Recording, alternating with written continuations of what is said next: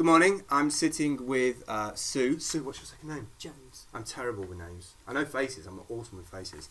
Sue Jones is transformational officer. Manager. Manager. Well, this the whole manager transformational. I mean, you're awesome at your job. Basically, that's what it means. Can't you just have like captain of awesome?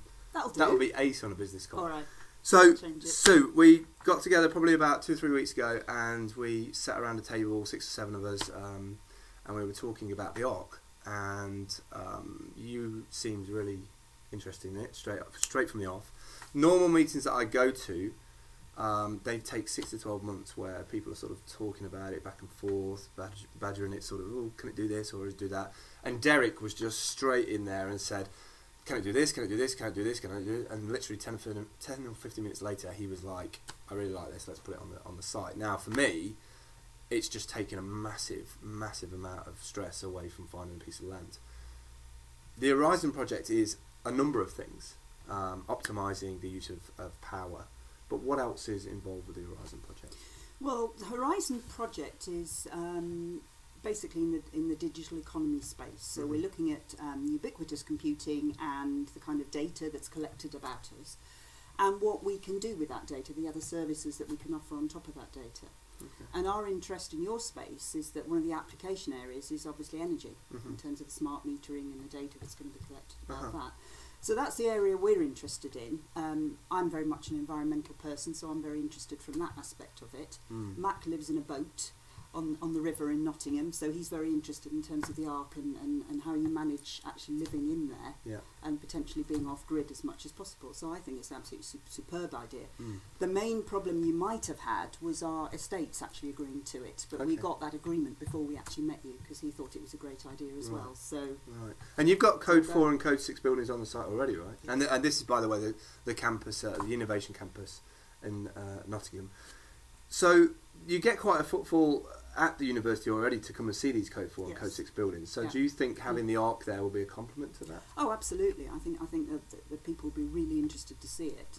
And I think that also within Horizon, because we know more about what's going on there now in terms of you being there, it means that we can start to feed more people into that. And I think that would be of interest to our partners in Horizon as well. I absolutely see myself opening the door every morning to people just like, can I have a look? Can I have a look? Can I have a look? You won't get any peace. But that's actually really good. You know, if it raises the profile of a number of things. One, the project. Two, the fact that, you know, it's not something to worry about, these eco houses. A lot of people sort of have to be all in on these sort of things before they do something about being a bit more optimised, a bit more green.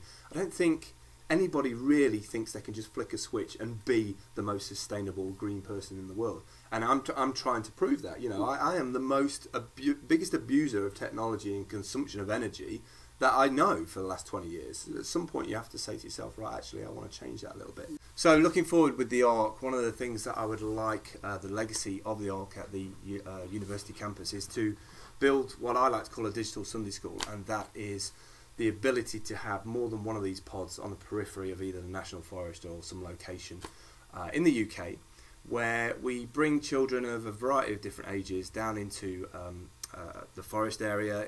One of these pods will have internet, but the other 2 pods are almost like laboratories where they can come out and they can capture content, video and pictures and audio, and then go back into one of the main pods and try and find out through the internet what those birds and things are. Do you think something like that would be really appealing for schools? Oh, definitely. I used to be a school teacher. I used to teach biology. Okay. And I think kids need to be more interactive with media. They need to feel it's more part of their everyday life rather than just sitting in front of a computer at school. And I think linking that with ecology is absolutely brilliant idea. And I think they'll love the idea of the Arks as well. So. Yeah. Do you think there's a requirement in schools for almost a syllabus on energy consumption? Oh, definitely. Because there's a lot of things that we don't teach at school for children. You know, they expect to flick a switch and the electric comes out of it. I'm hoping the Ark will have that sort of knock-on effect that people will start to question those sort of things. Really excited that the university is behind it. I'm really excited the Horizon project is doing some wonderful things. I'm interviewing a couple of other guys. Sue, thank you for your time today. Thank you. Thanks, Phil.